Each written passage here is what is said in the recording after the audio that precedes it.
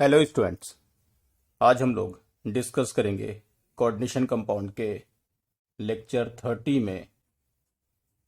सबसे पहले octahedral complex के कुछ एग्जांपल्स देखेंगे और फिर कोऑर्डिनेशन नंबर 4 के टेट्राहेड्रल और स्क्वायर प्लेनर कॉम्प्लेक्स के कुछ एग्जांपल पर डिस्कस करेंगे। तो सबसे पहले शुरुआत करते हैं ऑक्टाहेड्रल के कुछ एग्जांपल से।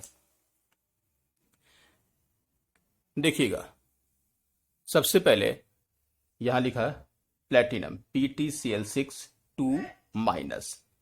PtCl6 2 माइनस में सबसे पहले ऑक्सीडेशन स्टेट अगर हम निकालें तो ऑक्सीडेशन स्टेट इसकी आ जाएगी -1, तो यहां हो जाएगा +4। इस वाले केमिकल में भी ये देखो, ये 3+ है तो यहां हो जाएगा -1, तो यहां भी हो जाएगा +4। इस वाले में भी -1 × 2 यानी भी यहां भी +4। ये हो गया प्लेटिनम का ऑक्सीडेशन स्टेट। अब यहां पर आपको दिखाते हैं कि प्लेटिनम के लिए इससे पहले मैंने डिस्कस किया, लेकिन एक बार फिर से लिखते हैं। निकेल, पैलेडियम और प्लेटिनम, ये केमिकल की एटॉमिक नंबर 28, ये 46, इसमें 32 ऐड कर दो तो ये हो जाएगा 78। सिर्फ इनका ही कॉन्फ़िगरेशन लिखते हैं। जैसा आपको मालूम है 4H2 और 3D6, ये हो गया आपके पास केमिकल।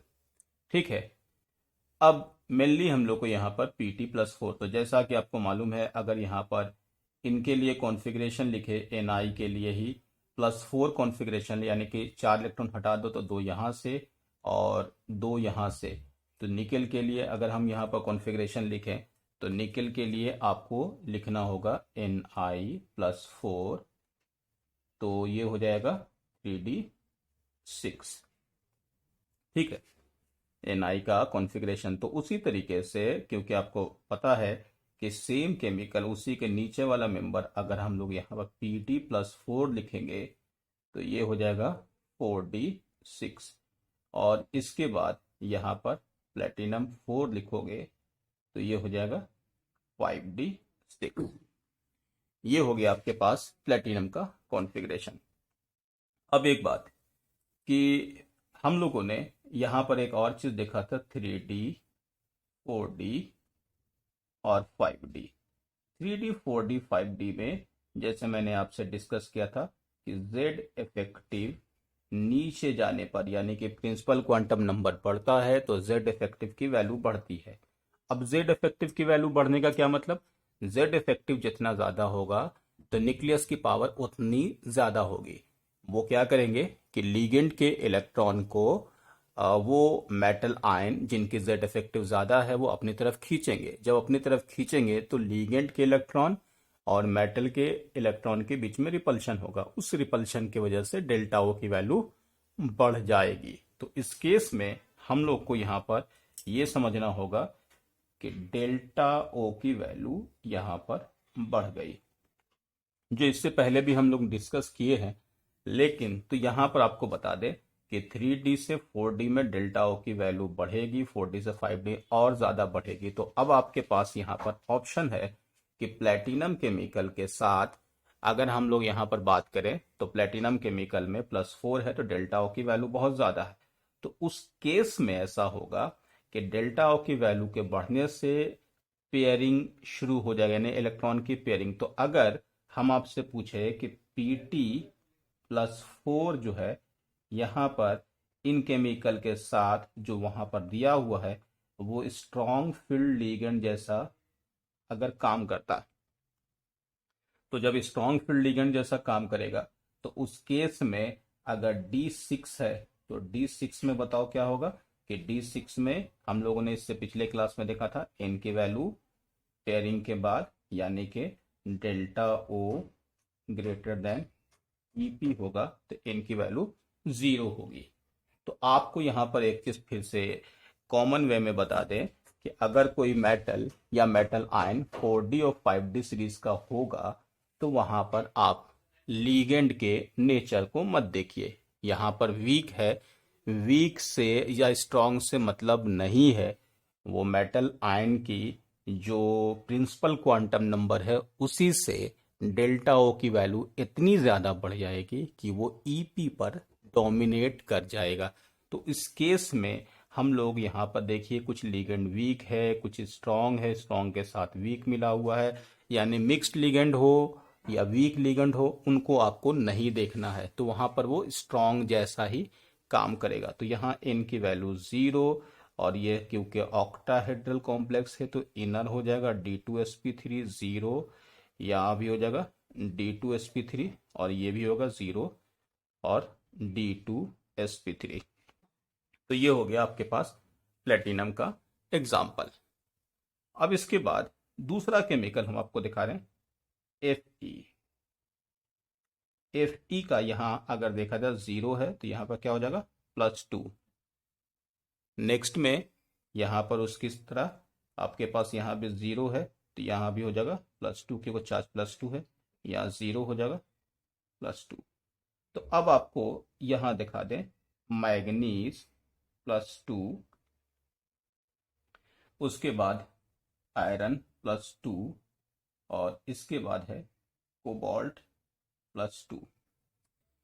इन केमिकल को अगर आप ध्यान से देखें तो इन केमिकल के लिए यहाँ पर अगर कॉन्फ़िगरेशन हम लोग को अगर याद हो, मैग्नीज का एटॉमिक नंबर 25 होता है तो 25 3d5 4s2 2 हटा दो तो यहाँ 3d5 बचेगा।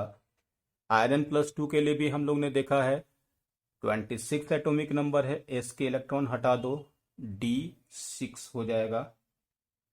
और कोबाल्ट के लिए 27 होता है, 2 इलेक्ट्रॉन s से हटा दो तो ये 3d7 हो जाएगा। अब यहाँ इन केस में जब यहाँ ammonia as a strong ligand इस्तेमाल हुआ है, तो जब अमोनिया स्ट्रॉन्ग लीगेंड यूज होगा, ठीक है, तो यहाँ पर एन की वैल्यू कितनी आ जाएगी, एन की वैल्यू यहाँ पर D5 के लिए एन की वैल्यू कितनी आ जाएगी, यहाँ 1, और एन की वैल्यू यहाँ पर 0 और एन की वैल्यू हम लोगों ने इससे पहले आपको इस चीज़ों पर डिस्कस किया हुआ है, एक बार फिर से देख लीजिए। D5 कॉन्फ़िगरेशन है Mn2 पॉजिटिव का। अगर अमोनिया स्ट्रॉन्ग लिगेंड है तो आपके पास मालूम है पेयरिंग के बाद एक अनपेयर्ड इलेक्ट्रॉन, D6 में 0 और इसमें 1। लेकिन यहाँ पर ये वाला केस नहीं आता, यानी कि अब आप बताओगे कि ऐसा क्यों हो रहा, क्योंकि अमोनिया को हमने स्ट्रॉन्ग माना था। आपको यहाँ पर एक चीज डिस्कस करा दे, स्ट्रॉन्ग और वीक का जो कॉन्सेप्ट हम लोग ने लिखा था उसके पीछे था EP greater less than delta.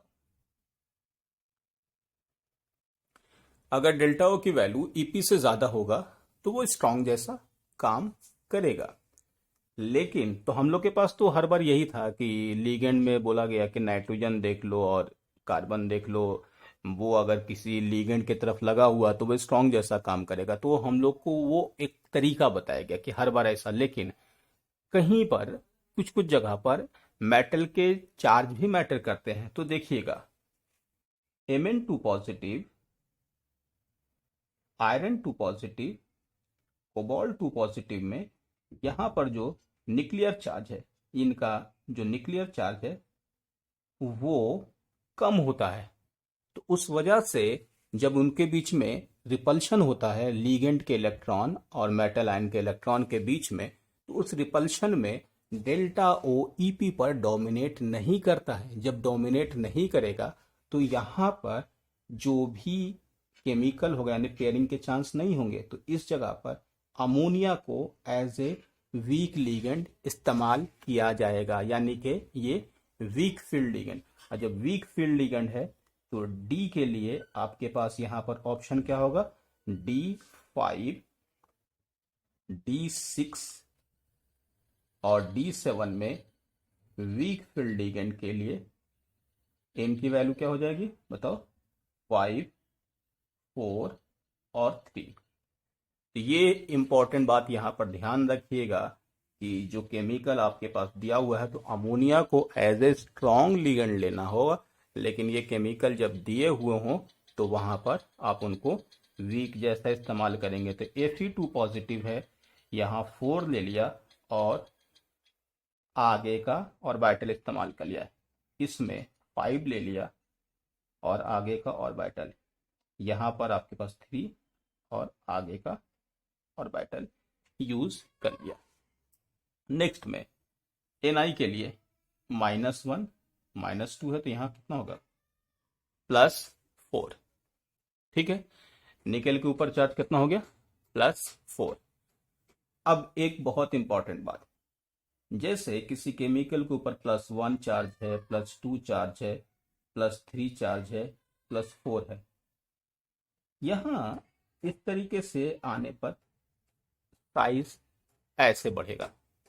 ठीक, साइज के बढ़ने के साथ साथ आपको मालूम है कि जिसकी साइज छोटी होगी उसमें रिपल्शन यानी कि लीगेंड के इलेक्ट्रॉन और मेटल के इलेक्ट्रॉन के बीच में अगर हम यहाँ पर इसी मेटल को किसी लीगेंड के साथ लगा दे तो आपसे पूछा जाए कि डेल्टा ओ की वैल्यू पर क्या फर्क पड़ेगा, यानी कि ये chemical as a central metal ion किसी कॉम्प्लेक्स में होंगे, तो सेंट्रल मेटल आयन किसी कॉम्प्लेक्स में होंगे तो यहाँ पर डेल्टा ओ की वैल्यू बढ़ेगी, क्योंकि हम लोगों ने देखा है कि ऑक्सीडेशन स्टेट के बढ़ने पर डेल्टा ओ की वैल्यू बढ़ती है और डेल्टा ओ की वैल्यू के बढ़ने की वजह से पेयरिंग डोमिनेट करता है। तो आपको यहाँ पर एक बहुत इंपॉर्टेंट चीज बता दें कि जब किसी मेटल की ऑक्सीडेशन स्टेट 4 हो जाती है, यानी 4 या 4 से ज्यादा, तो वहां पर डेल्टा ओ की वैल्यू इतनी ज्यादा हो जाती है कि आप वहां पर लीगेंड के नेचर कम से कम, कमजोर से कमजोर भी होगा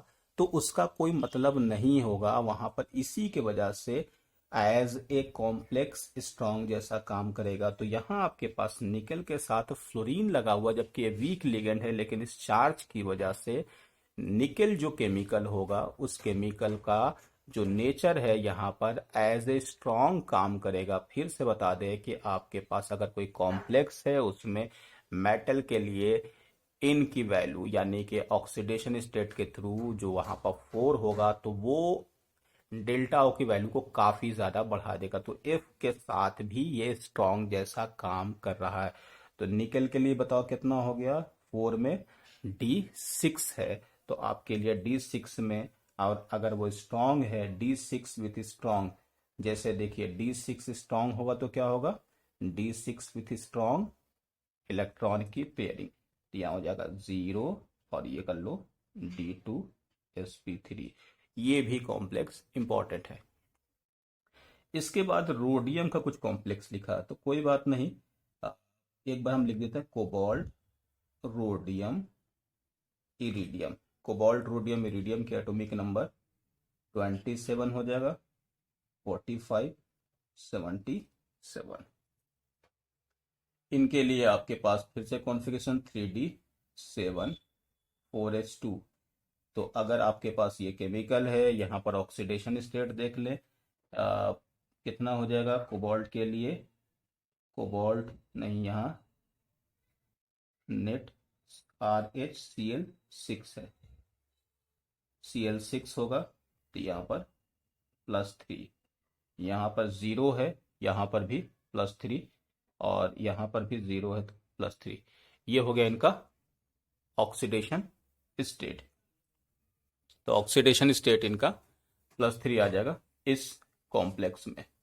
ठीक है, अब अगर ऑक्सीडेशन स्टेट +3 है तो यहाँ आपके पास कोबाल्ट के लिए अगर आप लोग देखें कि कोबाल्ट 3 पॉजिटिव में क्या लिखोगे 3D6, रोडियम +3 में 4D6, इरिडियम +3 में 5D6। तो इस केस में कोबाल्ट, रोडियम और इरिडियम केमिकल के लिए कॉन्फ़िगरेशन आपने देख लिया। फिर से आपको बता दें, जो अभी थोड़ी देर पहले भी आपसे बात हुई है कि 4D और 5D सीरीज वाले केमिकल में लीगेंड को हम लोग नहीं देखेंगे। तो यहाँ पर Cl है, यहाँ H2O है, यहाँ अमोनिया है। इसकी वजह से क्योंकि प्रिंसिपल क्वांटम नंबर बढ़ने से डेल्टा ओ की वैल्यू बढ़ेगी, तो उस केस में यहाँ भी आपको कंसीडर करना होगा D6 है, यानी कि वैल्यू 0, और ये हो जाएगा D2sp3, क्योंकि ये फिर से स्ट्रॉन्ग जैसा काम करेगा। ये कंपाउंड आपके पास यहाँ पर हो गया। तो ये ऑक्टाहेड्रल के कुछ एग्जाम्पल थे जो अभी हम लोग यहाँ पर देख रहे थे। दो तीन बात फिर थी। पहली बात तो यहाँ पर, हाँ, एक और चीज़ है, ये भी बहुत इंपॉर्टेंट है। कोबाल्ट का एक कॉम्प्लेक्स COH2O होल 6 3 पॉजिटिव, ये +3, ठीक है।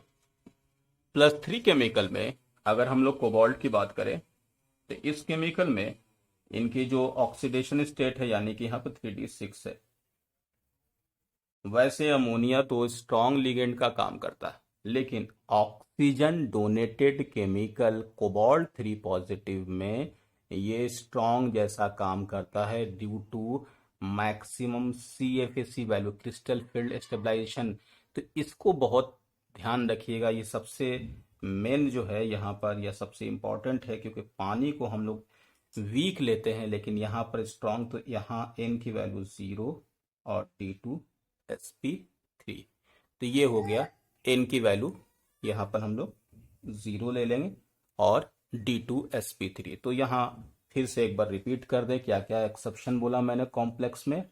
ऑक्टाहेड्रल में नंबर 1, अगर कोई केमिकल 4D और 5D सीरीज का होगा तो वहाँ पर लीगेंड नहीं देखेंगे, वहाँ पर डेल्टा O की वैल्यू EP पर डोमिनेट कर जाती है, नंबर 1। अगर मेटल आयन की, अगर सेंट्रल मेटल आयन की ऑक्सीडेशन स्टेट 4 या उससे ज़्यादा होगी तो वहाँ पर जो है कि वो एज ए डेल्टा O की वैल्यू मैक्सिमम लेकर के चला जाएगा।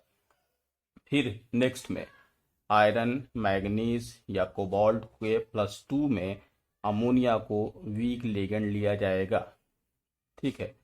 तो हम लोग इसके बाद आगे चलते हैं कोऑर्डिनेशन नंबर 4 पर।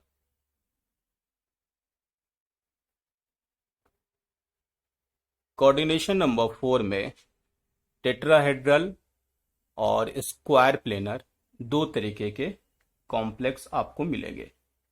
टेट्राहेड्रल में उनकी हाइब्रिडाइजेशन sp3 या D3s, या D3s पर हम आपसे डिस्कस करेंगे।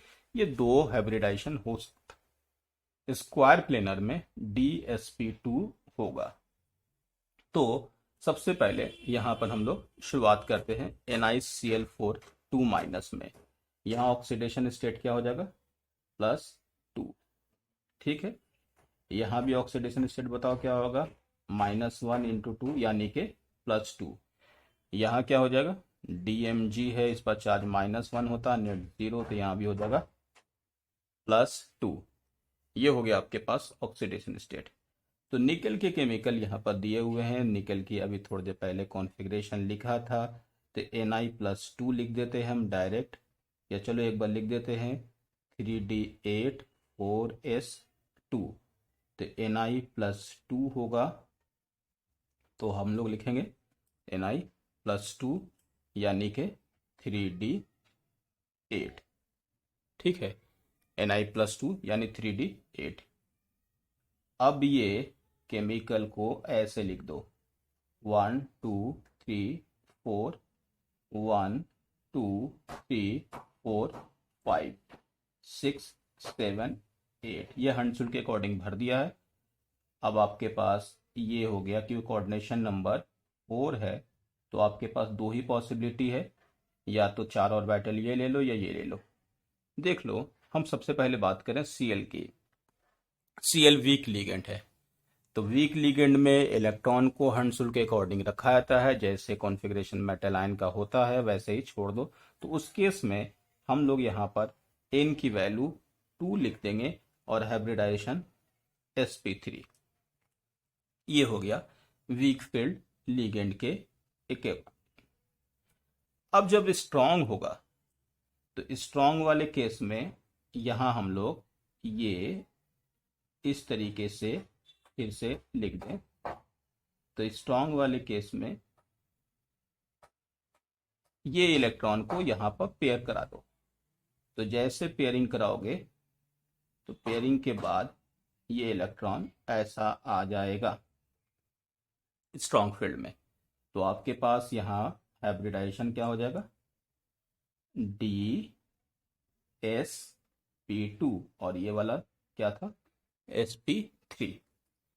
अब ये आपके पास DsP2, लेकिन आप बोलोगे कि आपने जब यही चीज़ यहाँ लिखा था, याद होगा कि जब हम लोग, ये कहाँ से आ गया, Ml6 लिख रहे थे, तो Ml6 में 1 2 3 4 5 6 7 8, Ml6 में D8 कॉन्फ़िगरेशन जब लिख रहे थे तो हम लोग को कहा गया था कि N की वैल्यू 2 होगी और sp3 D2 होगा, यानी फिक्स होगा। तो यहाँ पर भी इलेक्ट्रॉन क्यों आपने कर दिया, यहाँ पर तरीका ये था कि क्योंकि ये सेम एनर्जी, नीचे तो जगह है नहीं, तो ये इधर से इधर नहीं जाएगा। यहाँ पर अब बोलोगे इसमें कैसे चला गया, वीक में तो ठीक है, स्ट्रॉन्ग में पेयरिंग कैसे होगा, तो हम आपको बता दें कि यहाँ जो कॉम्प्लेक्स है ये कोऑर्डिनेशन नंबर 4 है। कोऑर्डिनेशन नंबर 4 में टेट्राहेड्रल में तो ठीक है, जब कोई केमिकल स्क्वायर प्लेनर में जाता है तो यहाँ पर उसकी splitting dxz dyz dz square dxy dx square y square, ये है आपके पास, ठीक है। ये और अरेंजमेंट है। इस अरेंजमेंट में अगर आप इलेक्ट्रॉन फिल करना चाहते हो तो पहले तो नॉर्मल फिल कर 1 2 3 4 5 6 7 8। ये देखिए यहां पर पेयरिंग इसलिए कराया गया था, या इलेक्ट्रॉन ऊपर नहीं जाएगा क्योंकि यहां इसकी एनर्जी ज्यादा है। तो देखिए ये इलेक्ट्रॉन यहां आ जाएगा, मतलब जो ऑर्बिटल आपको यहां पर दिख रहा है वो ऑर्बिटल सबसे हाई एनर्जी वाला। यहां पर देखिए कि इनके बीच में आप जैसे कह सकते हैं कि यहाँ आपके पास गैप ज्यादा है, तो वो उसमें हाई एनर्जी में जाएगा नहीं, वो नीचे ही आ जाएगा। लेकिन इस वाले में दोनों ऑर्बिटल्स एक ही प्लेन पर हैं, तो इसमें ऐसा केस बन जाएगा। तो यहाँ आपके पास जो केमिकल है, इसमें हम लोग अगर ये देख लें, एक बार आपको दिखा दें कि ये जो ऑर्बिटल्स हैं इसमें इलेक्ट्रॉन कैसे है, तो ये 1 2 3 4 5 6 7 8, ये वाला ऑर्बिटल खाली बच रहा है। और वो जो खाली ऑर्बिटल कौन सा है, dx2 y2। इसलिए आपको एक और चीज यहाँ पर नोट कर लो कि DsP2 है, इसमें जो DsP2 में जो D है वो कौन सा D हम लोग को यूज करना होता है, वो D यूज करना होता है dx2 y2, यानी DsP2 में ऐसा। तो आपके पास यहाँ इसको लेकर के ये स्ट्रांग है तो पेयरिंग कराएंगे, क्योंकि यहाँ पर ये वीक था तो टेट्राहेड्रल स्ट्रांग में पेयरिंग कराएंगे। तो यहाँ पर भी D8 कॉन्फ़िगरेशन है, ये D8 कॉन्फ़िगरेशन को पेयरिंग करा लो, तो यहाँ पर N की वैल्यू 0 और यहाँ हो जाएगा DsP2। यहाँ भी स्ट्रांग लिगेंड है, यहाँ पर भी 0 ले लो, DsP2। प्लेटिनम केमिकल यहाँ पर आपके पास फिर से आ जाएगा +2 ऑक्सीडेशन स्टेट, यहाँ पर भी +2 आ जाएगा। प्लेटिनम केमिकल के लिए अभी हमने दिखाया है आपको, प्लेटिनम और पैलेडियम एक ही है, एक ही ग्रुप का, तो यहाँ पर आपके पास प्लेटिनम केमिकल का भी ऑक्सीडेशन स्टेट +2 में क्या हो जाएगा, 5D8। मैंने कहा है कि अगर ये 5D8 है तो आप स्ट्रांग और वीक यहाँ पर देखेंगे ही नहीं, यहाँ पर पेयरिंग होगा। यानी कि कोई कॉम्प्लेक्स में अगर 5D है, यानी कि 5D या 4D है, तो वहाँ पर आपके लिए स्ट्रांग जैसा मान करके चलेंगे। तो यहाँ पर ये लिगेंड को नहीं देखेंगे, तो यहाँ पर 0 और यहाँ पर भी DsP2 लिखेंगे, यहाँ भी 0 और DsP2 लिखेंगे। तो ये कॉम्प्लेक्स आपके पास इस तरीके का बन जाएगा। गोल्ड केमिकल है तो आप गोल्ड केमिकल के Cu Ag और Au वाले ग्रुप का है 29 47 79। अब इस वाले के में कॉन्फ़िगरेशन आपको मालूम है 3D10 4s1 होता है, 3D10 4s1।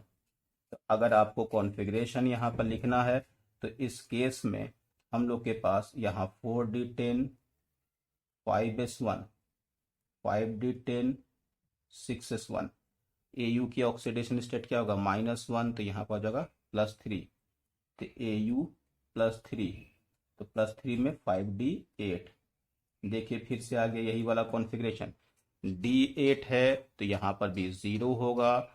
ये इसको छोड़ दीजिए, इसको ध्यान नहीं देना है हम लोग को, ये स्ट्रॉन्ग जैसा ही काम करेगा।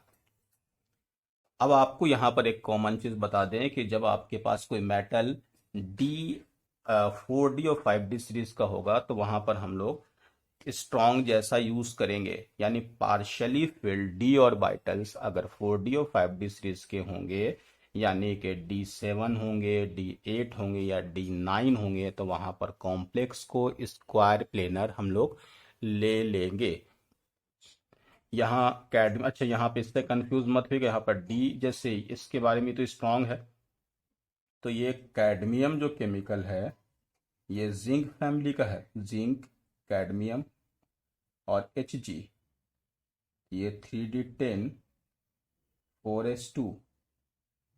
अब इन केमिकल में यहाँ पर भी 4d10 हो जाएगा और ये 5d10, तो 4d10 5s2 5d10 6s2।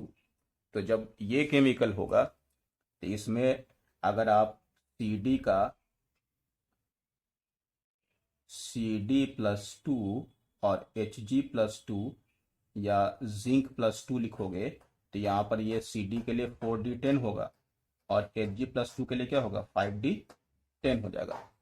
जब ये ऐसा होगा तो D में तो जगह ही नहीं है, तो यहाँ पर D का इस्तेमाल होगा ही नहीं।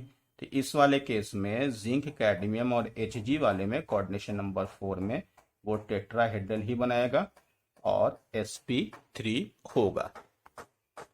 तो यहाँ हम लोग कुछ एग्जाम्पल देख रहे थे जिसमें कोऑर्डिनेशन नंबर 4 में स्क्वायर प्लेनर होने के लिए लीगेंड का स्ट्रॉन्ग होना था, लेकिन जब 4D और 5D सीरीज में जब जा रहे थे तो वहां पर पार्शियली फिल्ड D ऑर्बिटल्स होने के वजह से लीगेंड के स्ट्रॉन्ग और वीक को कंसीडर नहीं कर रहे थे, यानी partially field D orbitals 4D और 5D सीरीज के साथ कोई भी लीगेंड होगा तो वो स्क्वायर प्लेनर जैसा काम करेगा। लेकिन 5D सीरीज या 6D सीरीज में D भरा हुआ होगा तो वहां पर D भरे होने की वजह से वो टेट्राहेड्रल और sp3 ही होगा। इसके बाद वाले क्लास में हम लोग D3S टेट्राहेड्रल में कौन से कॉम्प्लेक्स में इस्तेमाल होता है वो देखेंगे और कार्बोनाइल कॉम्प्लेक्स के बारे में डिस्कस करेंगे। ठीक है, ओके, थैंक यू।